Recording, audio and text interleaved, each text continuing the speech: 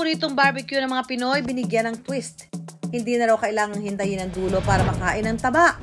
Dahil ang inaasam-asam na taba, present sa bawat laman. Sa unang kagat, may taba agad. Hep, hindi pa rin natatapos ang twist dahil sa pagtutuhog, literal na may twist. Yeah.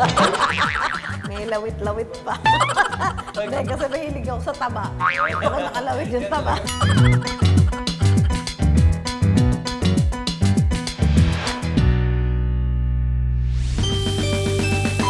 Patok sa mga handaan at salo-salo, lalo na ngayong magpapasko, ang classic Filipino barbecue. Pero ang negosyanteng si Ben, iba ang trip. Dahil ang nakasanayan nating barbecue, nilagyan niya ng twist. Bali kasi nung bata ako, ang barbecue is normally, pinaka-fat niya is nasa ilalim lang. This one is buong barbecue niya is nakapalibot na yung fat all around. So kasi yung bata ako, gustong-gusto ko yung dulo. Parang excited ako kainin yung dulo. Ito, hindi na.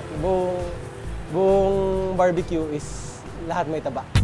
Childhood favorite raw talaga ni Ben ang barbecue, kaya ito ang naisipan niyang gawing negosyo. Pero may kakaiba sa kanilang barbecue. Ang barbecue na nakasanayan natin dito is pigi. So kami, yung barbecue namin is known siya for pork belly. Kaya medyo lahat talaga malambot. Nanggaling ang idea ng kanyang modern Filipino barbecue sa patok na Korean samgyupsal. Normally kasi pag nagsasamgyup tayo si pork belly. So try natin si pork belly. Tingnan natin kung mag-work with barbecue. Curious na rin ba kayo kung paano ginagawa ang modern Filipino barbecue ni Ben? Gumagamit sila ng meat slicer para mahiwa ang pork belly ng maninipis. Kailangan frozen ang baboy para mas madali itong mahiwa. Ang nahugasang karne ng baboy, titimplahan ng kanilang special marinade. Ang lasa ng kanilang barbecue, special din daw sa puso ni Ben. Ito kasi ang nakalakihan niyang lasa na timpla pa ng kanyang nanay. Lahat ng friends ko, parating pinupuri yun eh. Tsaka every birthdays namin, parating may barbecue. So parang family tradition na rin sa amin with that. Kapag malasa na ang karne, pwede nang tuhugin. Pero hindi basta-basta ang pagtutuhog. Challenging ito mga be. Subukan nga natin. Kasama natin ngayon si Ben at tuturuan daw tayo. Hindi ni Ben. Sino ba pangalan niya? Weng. Siya magtuturo sa atin kung paano ba ang pagtusok nitong barbecue na ito. At saka bakit parang siya nakapulupot? Nakapulupot ho Di ba siya. parang pag tinignan nyo sa steak, di ba yung mga nabili natin barbecue, parang may space. Apo. Ito parang nakapilipit Ito sa talaga siya. steak. Ako parang mahirap to, ha? Mas mahirap lang ho ng konti kasi hindi ho siya yung traditional barbecue. O, hindi traditional barbecue na tutusukin mo lang. Pag natusok mo na isa, isod mong ganon, isod. Ito bukang para ka mananahe. Sige nga, sample naman dyan, Weng. Paano ba yan? Susunod sa Pera Paraan. Di basta-basta ang pagtutuhog. Challenging ito mga be. Ay, parang nagsusulsi. Gayon nga, oh. Tapos nakapilipit, ano? Mahirap nga ito. Abangan mamaya! Naku, parang hindi lang ito for kids. Parang swak din ito for me. Ay, ang saya!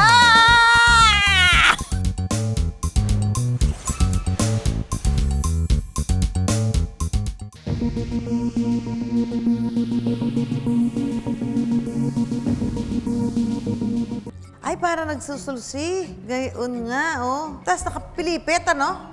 Mahirap nga ito. Itong ganitong kahaba, ito.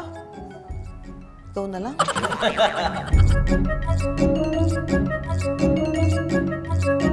Pag may nag-order sa akin, baka tapos na yung holiday, hindi pa nakadumating yung order. Sa taga, ay, nabuntis din eh. Bumintog. Bakit naisipan niyo pang ganito? Pampahirap to eh. Kasi po pag kinagat niyo ho, yung evenly distributed rin yung Taas taba na niya. bagay, masarap na. Opo.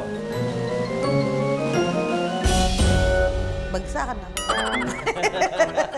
Nangyari. May lawit-lawit pa.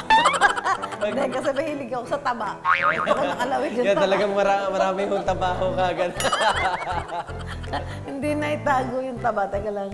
Mukhang hindi papasa ang una kong gawa ah. Bigyan niyo pa ako ng isa pang chance, please. Gagalingan ko na. Promise.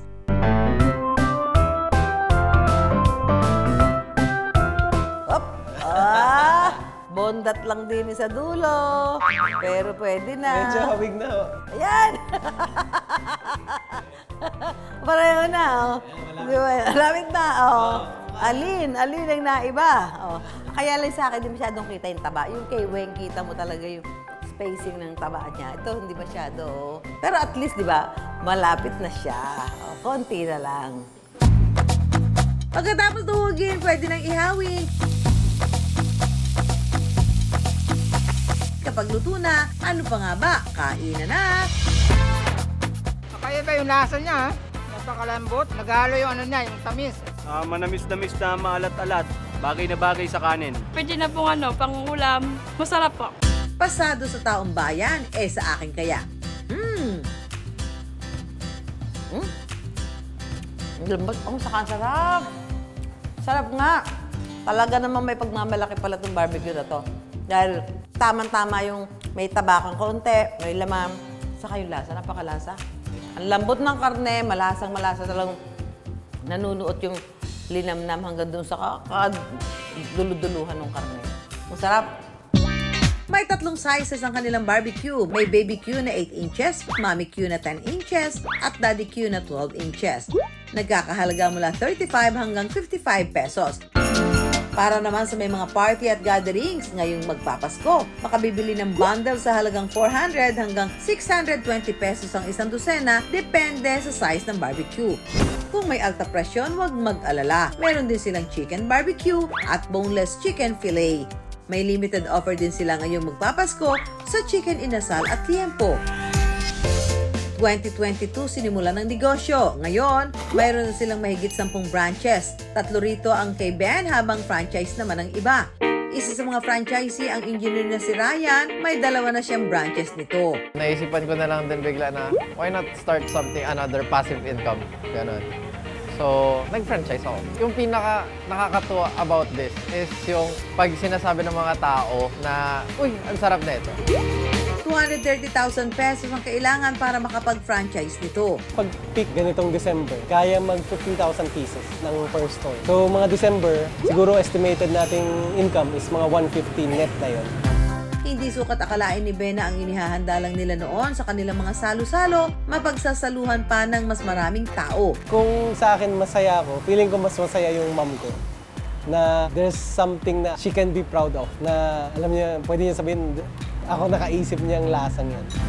Pero paalala sa lahat, gaano man kasarap ang pagkain, dapat ay hinay-hinay pa rin. Kumain lang ng sapat. Di na bagong produkto pero naisipan ng bago. Kaya ang dati ng masarap pagsaluhan, hindi na lang patok na handa kundi negosyong panalo.